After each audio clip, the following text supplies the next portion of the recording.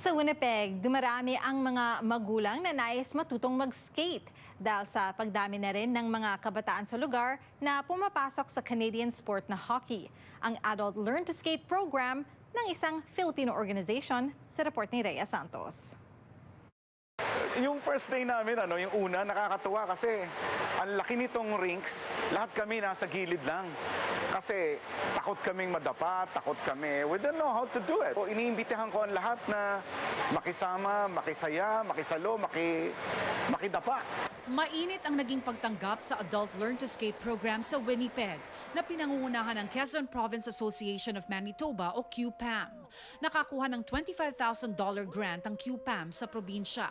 Sa loob ng 2 taon, 4 na libreng sessions na kinabibilangan ng 10 klase ang hatid sa mga adult na nais matutong mag-skate.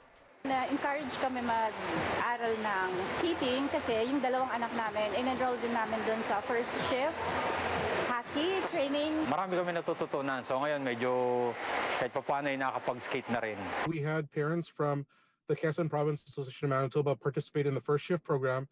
And when they started, they were really on the sidelines. And I think the true joy in the program was being able to skate with your kids. Ang 82 taong gulang na ama ni Cantiveros pumasok sa programa para masabayan ang apo. Malaking impluwensya raw ang Canadian Hockey Program para sa mga kabataan na first shift sa Adult Learn to Skate program. Dumarami ang mga magulang na nais matutong mag-skate dahil dumarami na rin ang mga batang Pilipino na pinapasok ang Canadian sport. But to see that we have, 60 Filipinos graduating from first shift every winter and fall, there's going to be a continuation of hockey opportunities for them at whatever age they're at. Tsaka na-encourage din sila kasi nakikita nila na nagtatry kami na matuto.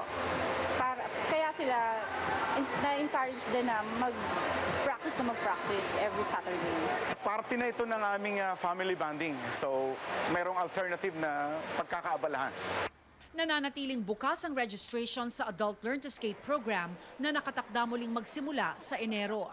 To have the opportunity to skate with your family, skate with the younger ones, and be part of that experience is really sort of, a true Winnipeg, true Manitoba winter Canadian experience.